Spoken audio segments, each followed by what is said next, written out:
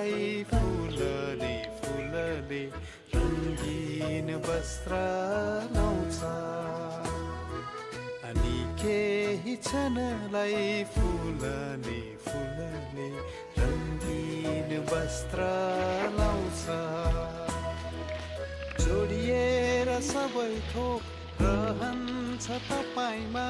जिउँछन् पाएर नै तपाईको माया